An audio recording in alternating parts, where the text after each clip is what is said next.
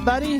Hi, guys. Well, from a gorgeous, but maybe schizophrenic in weather terms, Salt Lake City, Utah. It's Thank God I'm Atheist, The podcast. I'm Frank Feldman. And I'm Dan Beecher. And coming up on the show today, Dan, we're going to be talking about people who claim to know things that they don't really know. Yeah, there's a certain type of person, maybe it's you, maybe it's me, who can't stand the idea that someone would know that they don't know something. And a new research study has come out that has some very interesting insights into that type of person. Especially as it pertains to their religious beliefs. So, we will chat about that Fascinating later stuff. on. All right, well, cool. Well, in the meantime, Dan. Yeah. Somebody wrote Donald Trump a letter. Oh. I'm guessing recently. He's getting quite a few letters these days. Yeah, well, maybe not all as sort of fawning as this one. This it's one of those. This was written by Archbishop Carlo Maria Vagano, Catholic Archbishop. That's the best kind of archbishop, if you ask me. Who he has some ideas that he wanted to share with Donald Trump about the coronavirus pandemic, about Black Lives Matter, and sort of their these two things, things that are happening in our world and in our country, and how they relate to the deep state. The deep state. The deep state, Dan. It's a very, very real thing that apparently only a certain segment of our society actually talks about. Yeah, and apparently the coronavirus pandemic and the protests that have come about due to the murder of George Floyd right, are all part of a deep state plot to hurt the president's reelection. And I have the letter. This is from an archbishop? It's from an archbishop. Apparently, he still holds the title archbishop, I guess. He's retired currently. But he's one of these Catholic figures who stands in sort of contrast to Pope Francis, who, Pope Francis has actually come out and said things about the Black Lives Matter protests in support of sort of this movement of anti-racism that's really gaining a lot of both attention and steam and support. Yeah. And so Pope Francis is on sort of that side, and apparently there is like this conservative nut job side of the Catholic Church, which of course makes. I mean, you just say the words and it makes total sense. Oh, yeah. I wasn't aware that wasn't the only side. Right, yeah, I guess Pope Francis is actually more of the surprising side. But nonetheless, the letter is insanity. I actually have a copy of it, and I went through and I marked some of the parts that I really like, or at least... I don't really like what he's saying, but you know what I mean, right? Yes. He says... Highlights. He says, there are those who serve themselves. He said there are two sides, right? Let me back up in the letter just a little bit. He's sort of setting up this dynamic of there being two sides. There's sort of the offspring of the woman and the offspring of the serpent, right? God. On the one hand, though, there are those who, although they have 1,000 defects and weaknesses, are motivated by a desire to do good, to be honest, to raise a family, to engage in work, to give prosperity to their homeland, to help the needy. And on the other hand, there are those who serve themselves, who do not hold any moral principles, who want to demolish the family and the nation, exploit workers to make themselves unduly wealthy, foment internal divisions and wars, and accumulate power and money. Guess what side he puts Donald Trump? He's not putting him in the most obvious side, which is, people who don't have any moral principles and exploit workers and foment internal divisions and wars and accumulate power and money. He's not putting him on that side. No. He actually has the audacity to say that's clearly Mr. not President, you. Mr. President, you may not be aware of this, but there's this group of people. You wouldn't even know that they exist because you're so saintly, but there's this group of people who, unlike you, are super interested in their own personal gain and ripping other people off so that they become for their own aggrandizement. It's amazing, right? Wow. He says, in society, Mr. President, these two opposing realities coexist as eternal enemies, and it appears that the children of darkness, whom we may easily identify with the deep state, which you wisely oppose, and which is fiercely waging war against you in these days, have decided to show their cards by revealing their plans, right? So apparently, Good Lord.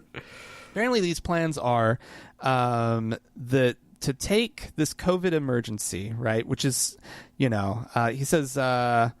let's see. We will also discover that the riots in these days were provoked by those who, seeing that the virus is inevitably fading and that the social arm of the pandemic is waning, necessarily have had to provoke civil disturbances. It is quite clear that the use of street protests is instrumental to the purposes of those who would like to see someone elected in the upcoming presidential elections who embodies the goals of the deep state.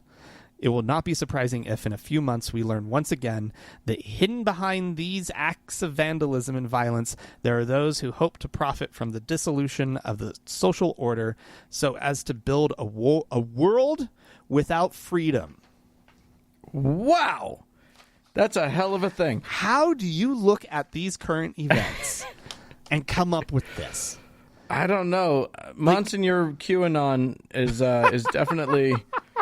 smoking his own pipe there. It gets better, Dan. Oh, there's more? There's more. He says, just as there is a deep state, there is also a deep church that betrays its duties. Oh, I love it. I'm so happy. We've gone full Dan Brown now. And keep going. And forswears its proper commitments before God. Thus, the invisible enemy whom good rulers fight against in public affairs is also fought against by good shepherds in the ecclesiastical sphere. He says, wow. This is amazing. For the first time, the United States has in you a president who courageously defends the right to life, who is not ashamed to denounce the persecution of Christians throughout the world, who speaks of Jesus Christ and the right of Christians to freedom of worship. Wow. Unbelievable. And then he this is what I will read of his in conclusion because he keeps going. He says, I believe that the attack to which you were subjected after your visit to the National Shrine of St. John Paul II is part of the orchestrated media which seeks not to fight racism and bring social order, but to aggravate dispositions, not to bring justice, but to legitimize violence and crime. What's really crazy that I just thought of is that there actually is a deep state problem. Like there's a group of people working against American interests to foment like American problems, but it's not our state. It's Russian. Right. You know what I mean? Like there is a group of people who is working on this. It's just not liberals in the United States. It's a bunch of Russians. Yeah. Clearly. Anyway. Which makes me sound like when I say that, I sound like a conspiracy theorist. But we know that happened. Right. It is happening. It's not a conspiracy theory. Right. It's a fact evidence that has been proven in U.S. Congress by people trying to disprove it. Right. This isn't just conjecture followed by conjecture based on conjecture. Right. So, Oh my God. but anyway. That's amazing though. I love that priest. Well, and like the one thing Donald Trump needs is anybody like giving him some narrative of like his like divine role or something. Right. Like, a man who's already like so completely fucking full of himself in every other way, and now he's God's servant sent to vanquish and like. He has surrounded himself by that narrative. That is literally like every every pastor that's allowed into the White House is allowed the password that they have to use is Trump is actually God. Well, now anyway, add the Catholics. Yeah, exactly. Well, that is just Catholic at least. That's cute as can be. Anyway, I am going to talk a little bit about another religion, the Sikh faith. Which, nice folks. I love their food. Anyway, apparently they've been suffering under a crazed problem for the last 3 months that I hadn't heard about at all, which is that Facebook and Instagram had blocked the hashtag Sikh. For 3 months, that has been blocked. Why? Apparently, what they're claiming is that someone just reported the hashtag, and someone there, upon reviewing it said, yeah, no, and blocked the hashtag completely. This is absolutely bizarre. Sikhism, all of those things were apparently just talking about them was apparently outside of Facebook and Instagram's standards. I don't understand. Like for how? 3 whole months. Based on what? Nothing. They're now Facebook and Instagram are now they're the same company. Facebook is now apologizing and saying that profusely. You'd think. They're just saying it was a mistake.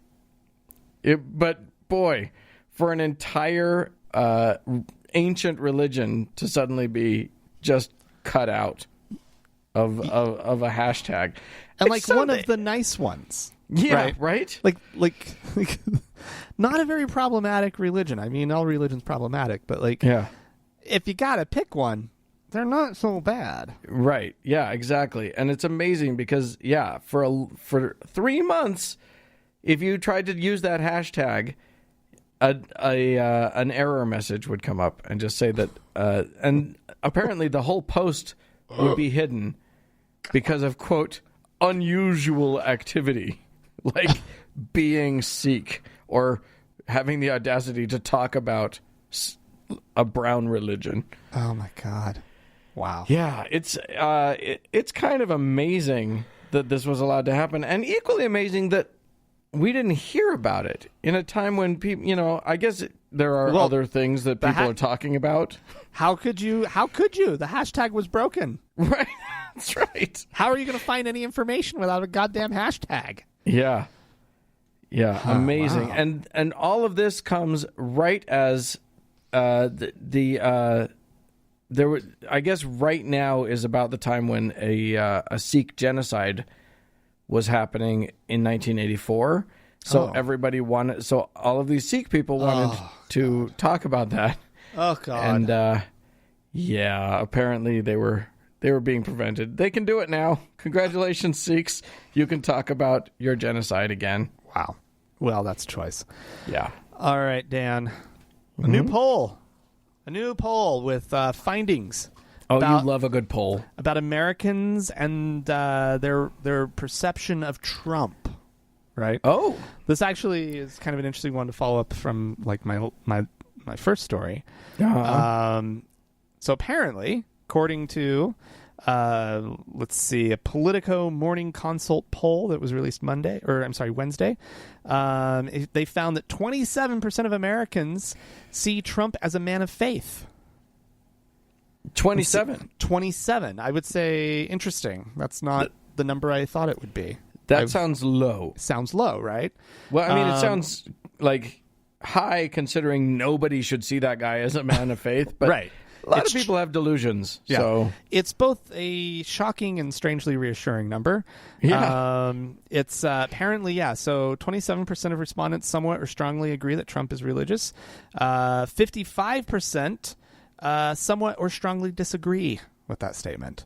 Interesting. About a third of Christians see Trump as religious. Interesting. Only a third of Only Christians. a third of Christians.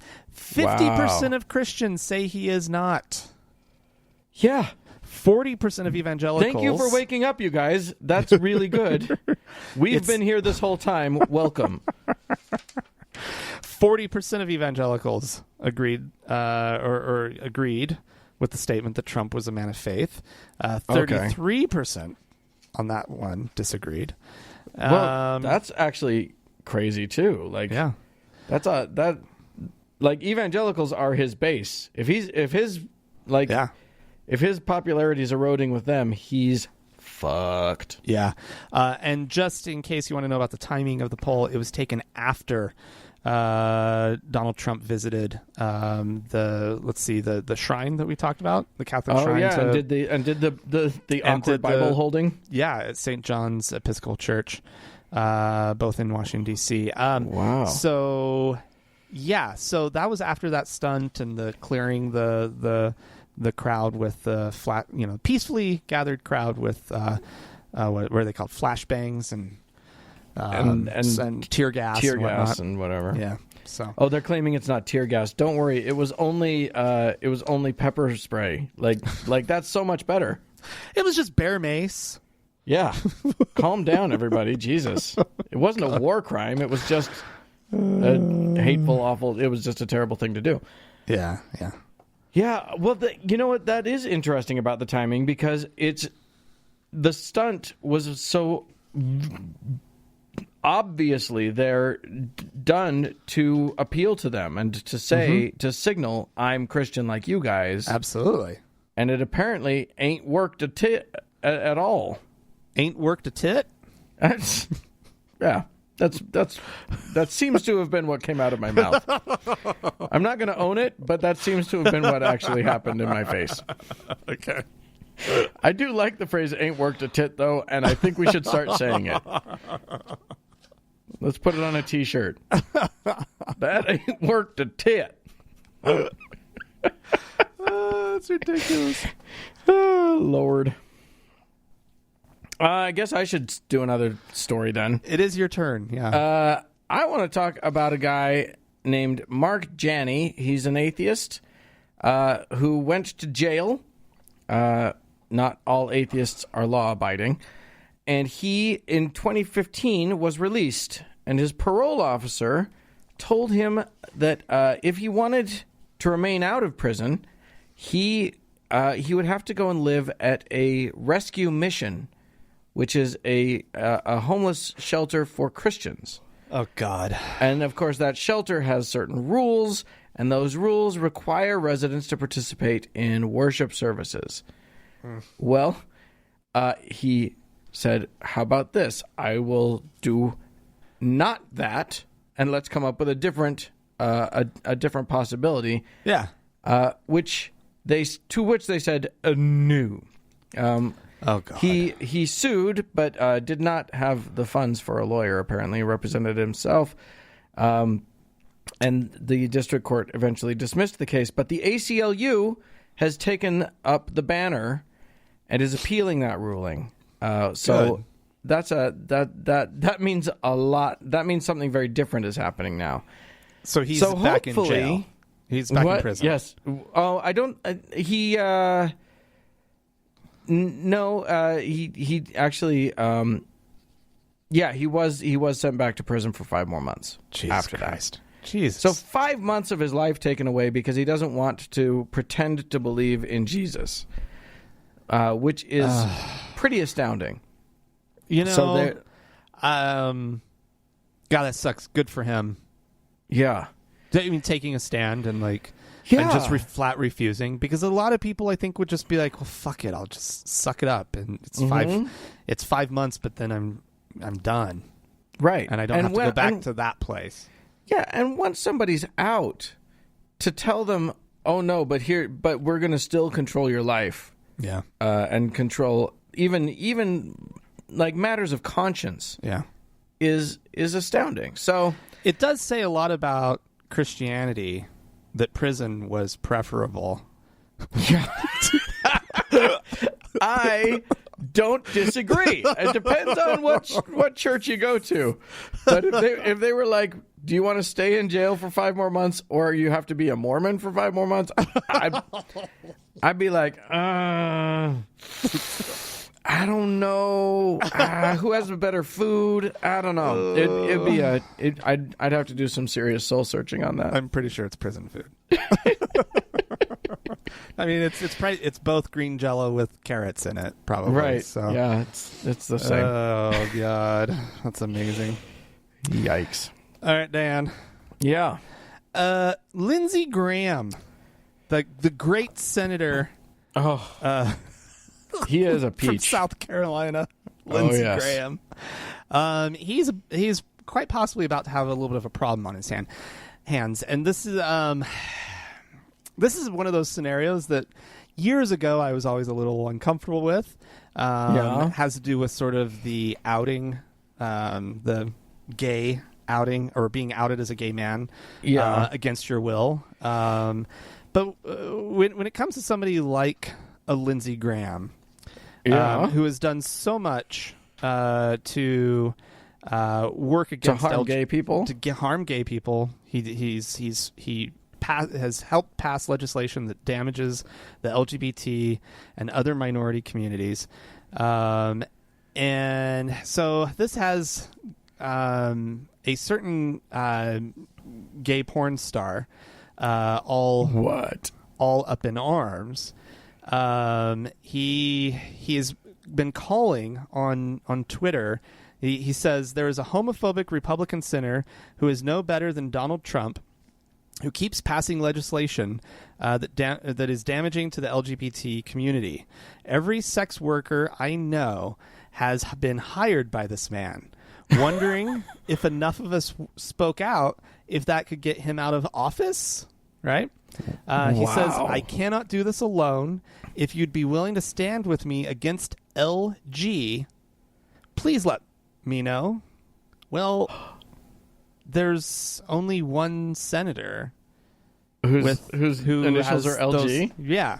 And apparently out in the gay sex worker community of, I guess, probably Washington, D.C., they all refer to Lindsey Graham as Lady G.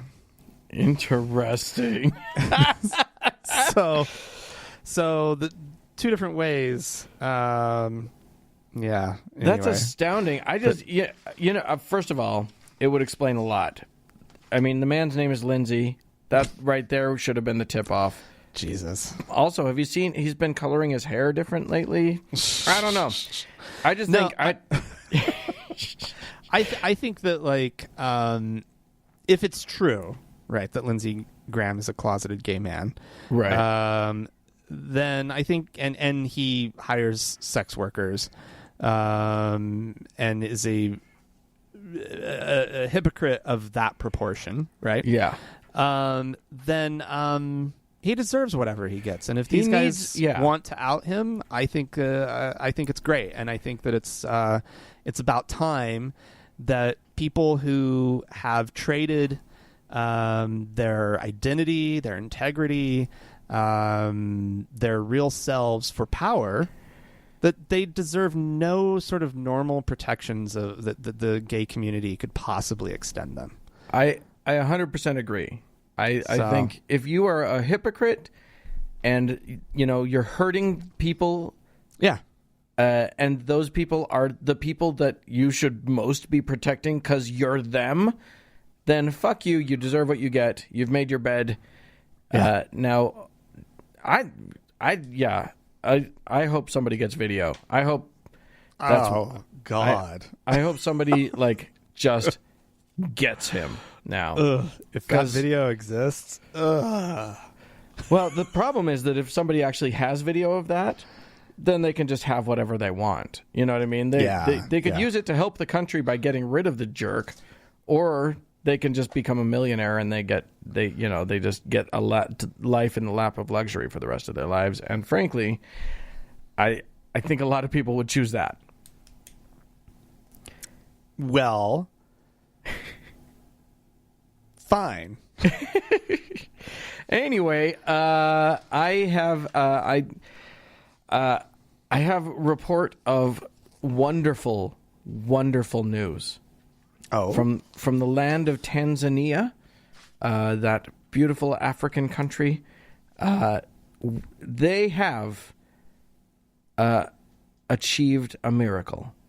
Oh, and what's that is they have eliminated COVID. COVID-19 is gone from Tanzania. Oh, Isn't just that like New Zealand. They did it. Yes, they went about it a slightly different way, though. Yeah. And the way that they went about it, and I think that the rest of the world should look into this, is that they prayed. Their president, John Magufuli, called on the country to pray 3 days of just solid prayer. Was it 3 days? It was something like that. No, I can't see it. Anyway, they prayed hard, and then they just made sure to crack down on any information about positive tests in the country. And if you do that, then there's no COVID-19 anywhere in the country. There's no it's gone. new recorded cases. Yeah. Wow. Yeah. That's fascinating. They refused to shut down the churches, the mosques, the pubs, the restaurants. Those have all been up and running the whole time. And apparently, the neighboring countries are not pleased about this, including in one day they tested 50 Tanzanian truck drivers they tested a bunch of Tanzanian truck drivers as they crossed the border into Kenya. And 50 of them tested positive in one day. Oh, so, no. Tanzania is probably suffering from one of the worst outbreaks in the world. Oh, man. But we're not allowed to know about it because all of the testing is being suppressed.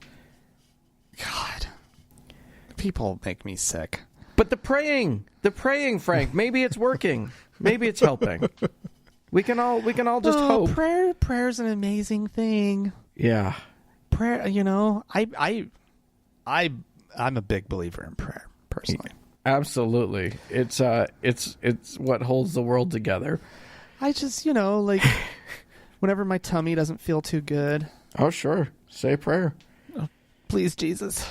Say a prayer to Pepto. Don't let this get bad. Yeah. Anyway, there you go. Our country sort of flirted with the same methodology, but unfortunately we weren't able to do it. So now we suck. We're Utah's having a delightful big spike of it right now. That's fun. I know. Well, kids, if you want to tell us how your country's handling the COVID-19 thing, no bragging, Kiwis, come on.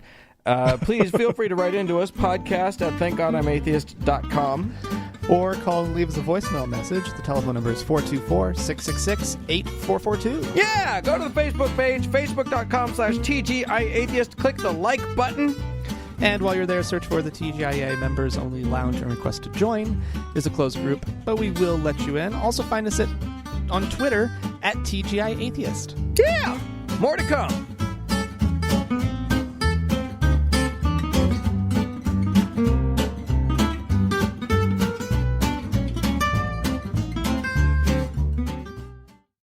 Dan. Yeah. Mr. Rick Wiles. Oh, a wily fellow he is. Hateful Rick Wiles. But only if you're like a Jew or something. He or loves... anybody who's not just a white Christian, to be honest. Or a liberal, or a woman, or black person. Right. Yeah, you're right. White conservative Christians he's he fond might of. be okay with you. I bet he could still find reasons to not like you because that's kind of just what he does. Right. But anyway, he has some things to say about tactics, I guess, that Trump could take and Sure. against liberals and liberal activists. And I think it bears noting that this man has been to the White House, Trump's White House, several times, and has credentials to go to places like Davos under the White House banner. So it's not like he doesn't he's talking as a person who knows who has spoken with Trump personally while he's been president. So that makes it even more fun. Let's hear what he has to say. Yeah. We were concerned as conservatives, you're going to have a far left regime in power that is going to try to round up conservatives, confiscate guns, put people in detention centers and so forth. You know what? This is turning out to be Haman's gallows. What they planned for the church, for conservatives, for patriots, what they planned is going to be flipped around on them. There's a Republican president in the White House right now who's brought the military in. You know who's going to get rounded up? The left, the communists, the people who are burning down the country. That's who's going to get rounded up. This thing is completely flipped on them. And I have to think that privately, last night, a lot of them were starting to become afraid. I'm talking not the thugs in the street. I'm talking about the leaders, the ones who know that their names are linked to these organizations, secretly linked, that their bank accounts, the flow of money, the meetings, the trail of emails, text messages, that if the federal government comes in and begins a serious investigation, it's going to lead to some very powerful people. And the U.S. government is going to seize their bank accounts, seize their assets, and put some of these people in prison.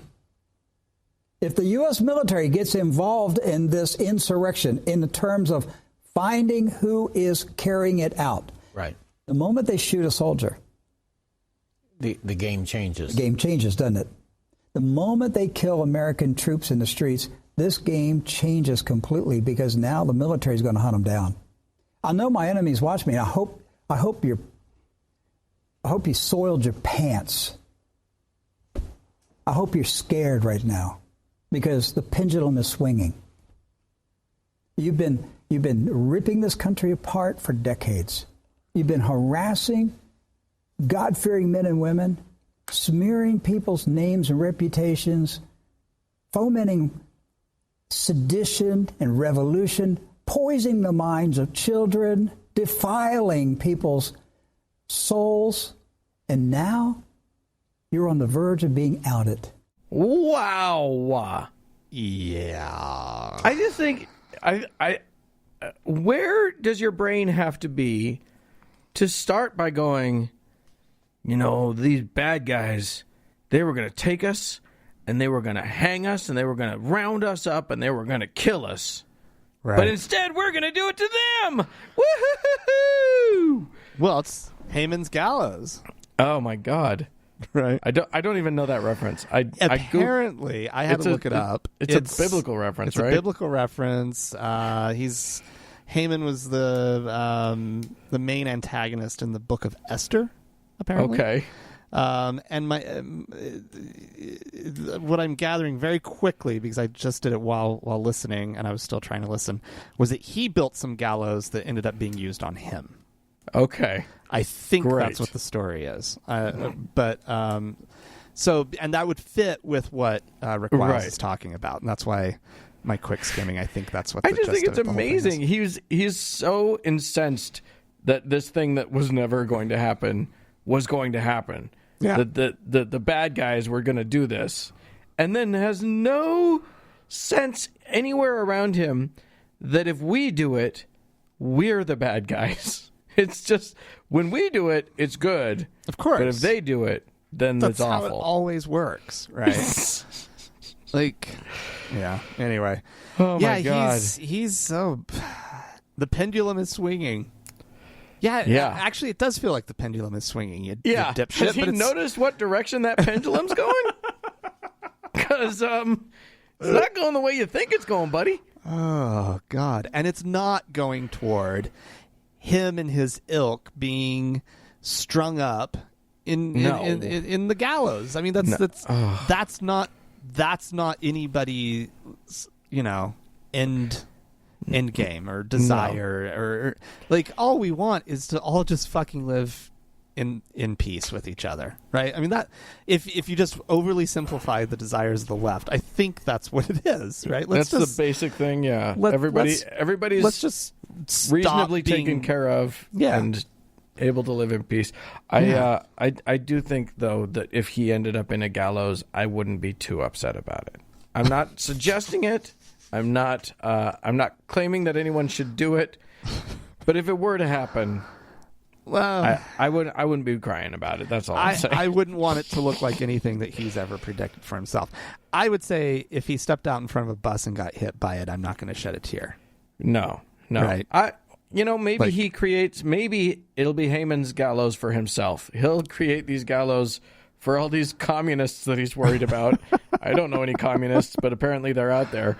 But then maybe when the world gets a little nicer and his buddy Trump is voted out and Black Lives Matter even to NASCAR, he'll find a use for those gallows that he's building for other people.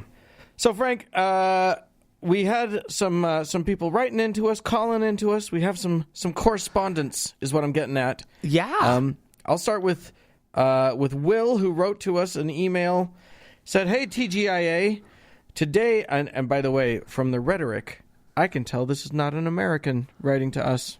Oh, okay. Will doesn't tell us where he's writing, but anyway, here we go. Today I just finished my final exam for a quantum mechanics paper I was taking this semester, and my mom this morning told me that she would pray for me to do well in the exam. I'm in the 4th year of my degree, and every time I do well in a difficult assignment or exam, my parents generally make some comment like, "I put one up for you," meaning a prayer. Ugh. They know I don't believe in any higher power, and I generally just shrug their comments off. However, today I found it particularly grating and actually asked her not to pray. I feel like they're undermining the amount of work I put into my studies and trying to convert me by showing me that every time they pray, I somehow do well. I know they do it because they think they're helping me, but they are not. Is it appropriate to ask them to stop? I don't really care if they pray or not. I just don't want them telling me about it anymore. So, yeah. Will, thanks for writing in. It's a tough situation because, yes, what's happening is they're not letting you have the credit for the work that you're doing. For and the that hard work. Sucks. Yeah. That feels like shit. So it might be an interesting thing to do to just have that conversation with them. Just say, listen, here's what I hear when you say that. Yeah. When you tell me I prayed for you and that's why you did well, what I hear is I don't acknowledge the hard work that you put in. I'm giving someone else credit for you doing well, and that hurts my feelings. Yeah. I feel like if you spell it out for them that way, rather than making it about the prayer, like don't make it. If you make it about prayer, then it's about their religion. You not believing in their religion and you attacking their religion and blah blah blah, and they're not going to respond well to that. But if you make it about your feelings, I think they might be a little more open to understanding. I don't know your parents, but wouldn't work with mine. Well, it's not going to stop them from praying, but it might be what makes them understand, like... Maybe stop flaunting it and throwing it in your face. Right. It might be what makes them understand why their incessant, telling you about it makes you feel bad. Because that's the problem here. The problem isn't the praying. They want what's best for you. It's the one way they know to try and enact that. I get it. You're not going to stop that. And you shouldn't stop it. It's harmless. But they need to know what it's making you feel rather than oh, the boy just hates it when he just hates Jesus and he hates our religion, and it just hurts my feelings so much.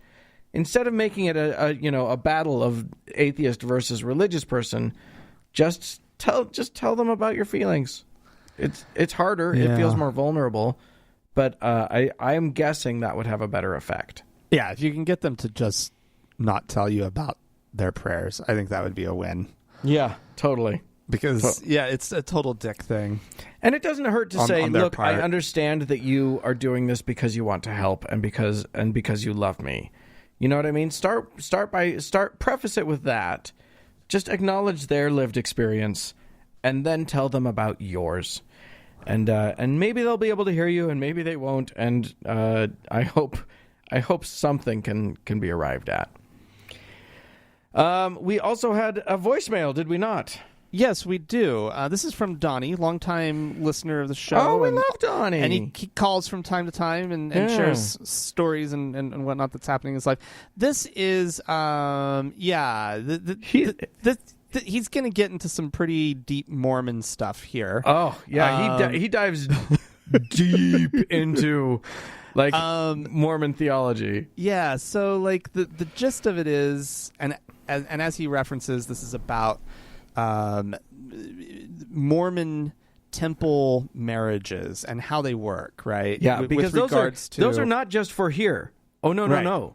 A temple marriage is for eternity. Yes. But there's some complexities to it, and Donnie's about to get into it. Yeah, together as a family forever. Right. And because of Mormonism's roots in polygamy, there's some weird stuff with how some of this works. So. Yeah, because they had to figure out who went with whom. Well, let's just listen. Let's just hear his story. Hey guys, it's Donnie in Mount Shasta, California again. Anyway, so I've been listening to some of your older episodes, and I've noticed that there's a theme that any time the concept of polygamy comes up, you discuss the idea of how men can be sealed to multiple women if their first wife dies for whatever reason and all that, but that women don't have the same privilege. So I actually come from a family where my mother's first husband died, and I have 4 siblings who were his children and adopted by them that were sealed to them before he passed away. Here's the odd thing about it, though. My mother remarried and had 4 more kids, of which I am number 3. And the weird thing about it is I am not even sealed to my birth father. I am actually sealed to her first husband. And when I was first informed of this, they're temple married and everything. My father's a Mormon in good standing. They both are. But when I was first informed of this, it made me cry because this guy I didn't even know was supposedly going to be my eternal dad. And like Frank always says, I was always told it'll be taken care of during the millennium. Don't worry about it. So I just thought that's a little tidbit that a lot of people don't know, that even the later children, I don't know if this is still the policy, but even the later children of a woman with a deceased husband are actually sealed to the deceased husband. Anyway, have a good one. Love the show as always. Talk to you guys later. Oh, Donnie, I feel so bad for you.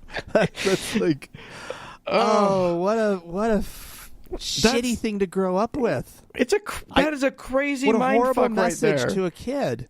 Oh my God, I've never thought of that because well, unfortunately, he says it, and the it makes woman total is sense, right? In sort of that Mormon think, right? Yeah, of like how these things work in the afterlife. Yeah, 100%. It's like, if you, because a woman can only be sealed to one guy. So if she wants to stay sealed to her previous family and her new family, and have those kids still sealed to her. Now the wackadoo thing is the position that Donnie's actual father was in. Right. And the things that he agreed to when he got into that marriage. God, it's just nuts. That is so rough. So rough. And here's the other thing. He's just going to be a brother, uncle, or an uncle brother. Sister wife. My God. A brother husband. A brother husband. I look at that and I just think, there's this neat trick that Mormons are able to do. I did it when I was a Mormon, which is not to ask too many questions about the afterlife, because it all breaks down real quick if you just actually delve into the logic of it. Like, families are supposed to be together forever, but if I'm supposed to be together with my mom and she's supposed to be together with her mom, and there's like, is it just one big clusterfuck? Except that no, because we're all supposed to have our own like universes to create, our own planets and our own things to populate, and none of it has ever made any sense at all. Right. But once you start actually having to delve into the problems of like things like Donnie's mom, that it gets nutso. And so sorry, Donnie, that your dad isn't your real dad. That sucks. Ugh. But that's what the millennium's for. It's what the millennium. They'll clean it all up. They'll figure it all out. They'll sort it. They've got 1,000 years. The Earth will be as an urmamenthumum. I can't even say the words anymore. Oh my God! Thanks for calling, Donnie. Do we have any folks to thank today? We do, Dan. We have a list today. Oh, remarkable.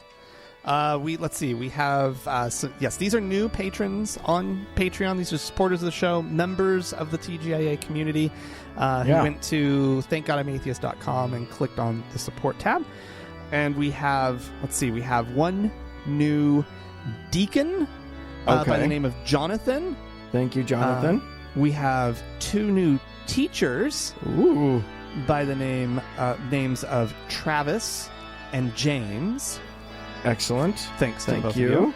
We actually have a new patriarch, Dan. Oh my goodness. Patriarchs don't happen very often, so this is awesome.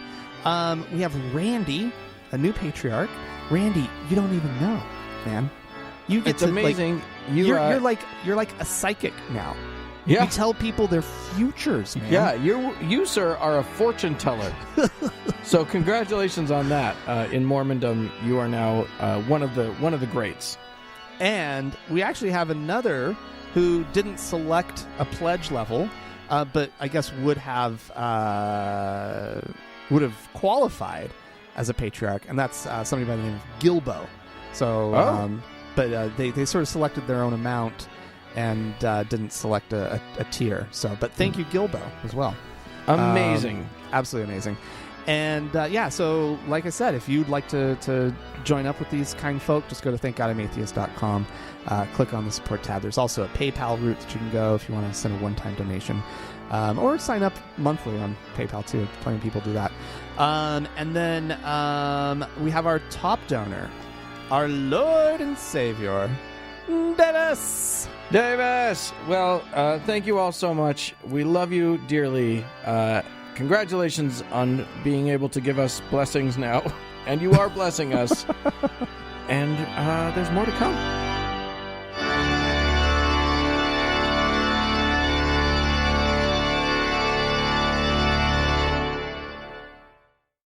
Dan. Hey. Apparently there's this thing where people sometimes do where they act like they know something that they don't know. And what?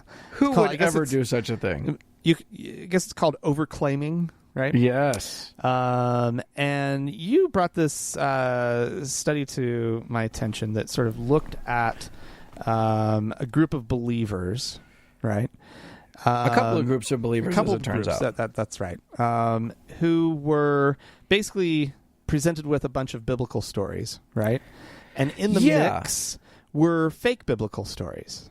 And so tell us a little bit more about this. Tell us how this all works. This comes from Psychology Today, or Psychology Today, if you want to have fun with the pronunciation. And it's a study that was done by a group from University of Nevada, Reno. And what they decided to do was test what is called social dominance orientation, which is a personality trait that basically sees the world as or at least sees human society as being something that is organized into a hierarchy system. Sort of talks about what rung on the social ladder you are, that sort of thing. Mm-hmm. And common among people who exhibit social dominance orientation is a characteristic known as self-enhancement. And that self-enhancement is the tendency to see oneself in an overly favorable or undeservedly favorable light. Okay. And I've known some people like this. right. and also common in that set is the tendency to claim that they know things that they don't know. I can't think of a single person of prominence that has haunted our country for 3 years now who would fall into that category, but they apparently exist. Anyway, Okay. So yes, like you say, what they did was they took a bunch of a list of 73 items from the Bible and asked people to rate their knowledge of these stories. And it's items like Noah's Ark or the Ten Commandments or whatever, and you would say you're either 0, meaning you've never heard of that, or 6, meaning you're very familiar with that. And some of them were really obvious and some were very obscure. And as you say, a group of them were fake. And so these people thought that they were taking sort of a Bible literacy quiz when actually they were taking a quiz on how willing they are to claim that they know something that doesn't exist, that they couldn't possibly know. And of course, a group of people were much more willing to claim that they knew something than the others. And that was interesting because they asked other questions that were not related to Bible stories within this study. And one of the questions was they sort of asked people to say whether they supported or didn't support a few statements. And some of those statements were things like, quote, "I swell with pride when a member of my religion uses violence to get our message across." Ugh. Or, conversely, "I feel ashamed when someone acts aggressively in the name of God." And here's the thing. They correlated.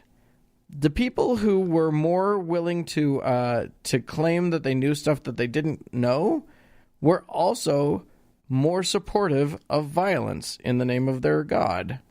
So how interesting is that shit? On a scale of 1 to 6, right? Sure, yes. 0 meaning not at all interesting, and 6 meaning holy shit. I'd give it a solid 5. Solid 5. I would agree with you on that front. It doesn't come as a shock. Yeah. But it is interesting that would happen. I think that ends up being a very telling thing.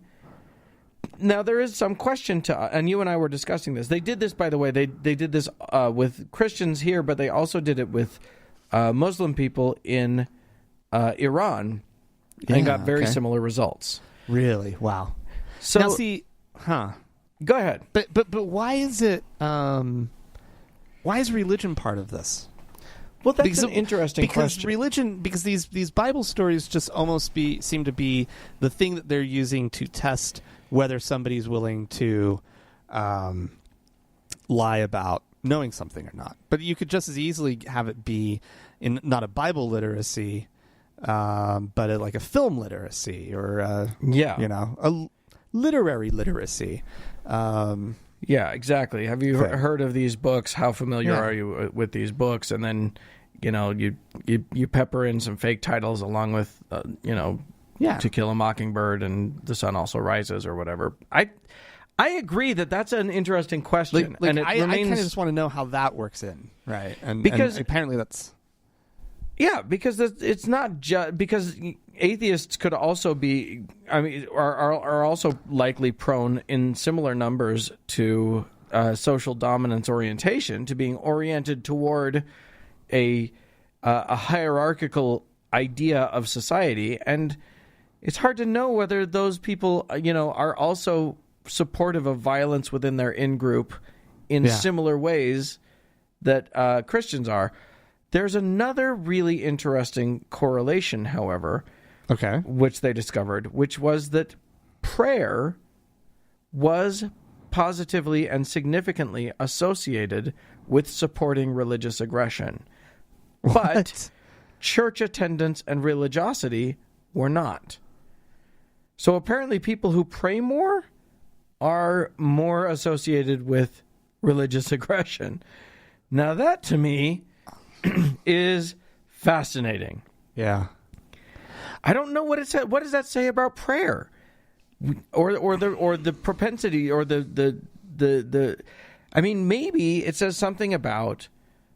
Because to me, what I associate with people who pray is people who don't feel. Because when you feel like you've got a handle on your life, you don't necessarily go to God for much. Right. You know what I mean? Like you're not.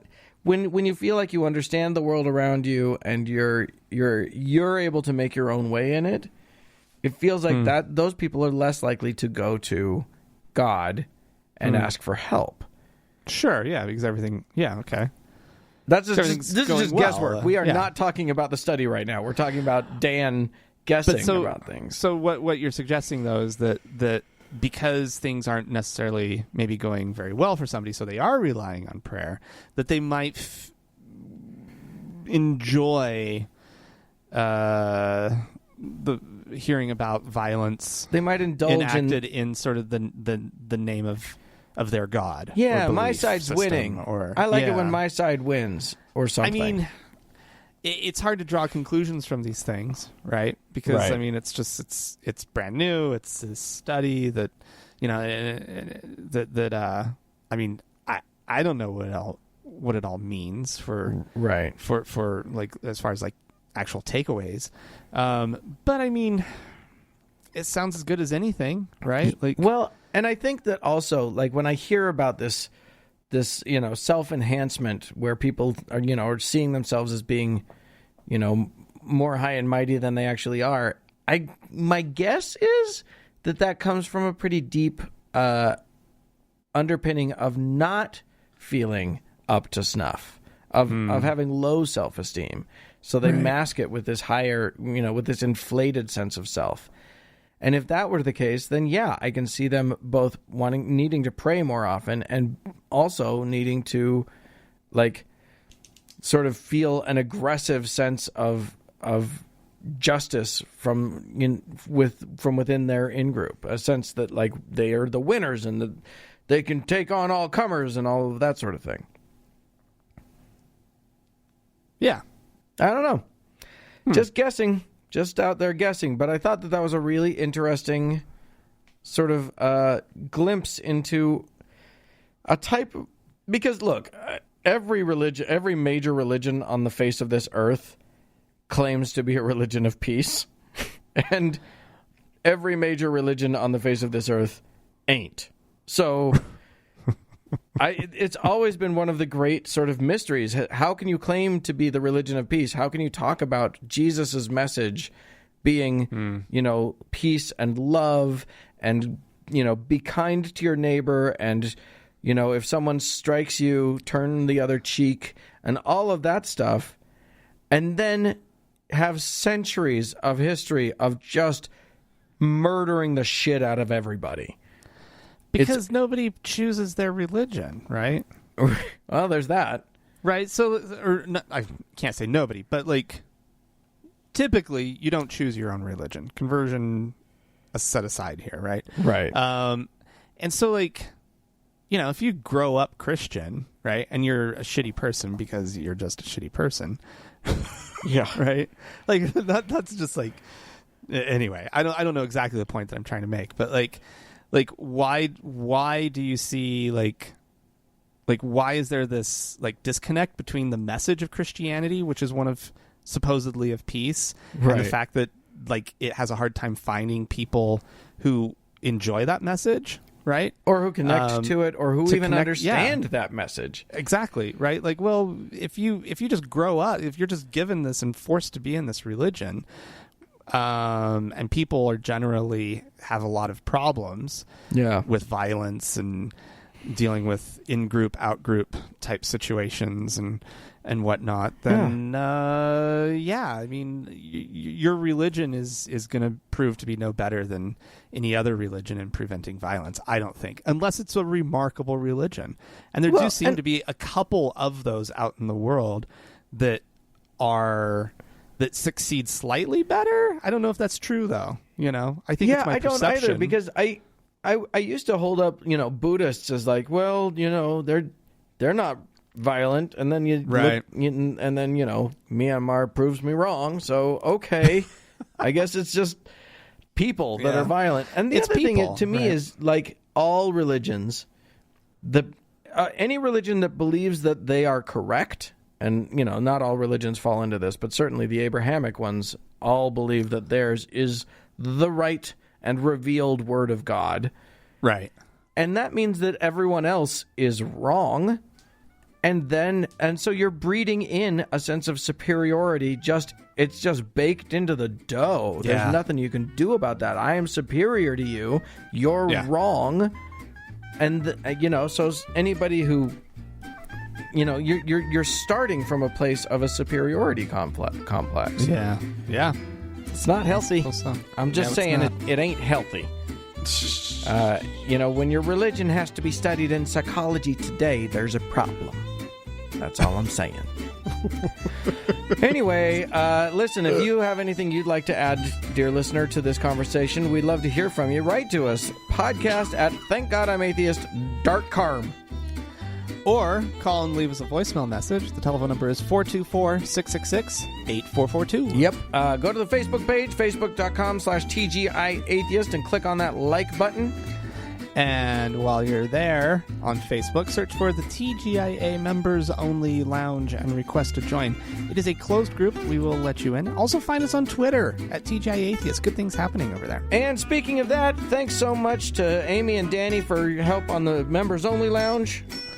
And a big thanks goes out to the Red Rock Hot Club and Gordon Johnston for the use of their music. And thanks to you, dear friends, for tuning in. We sure appreciate you. Bye-bye.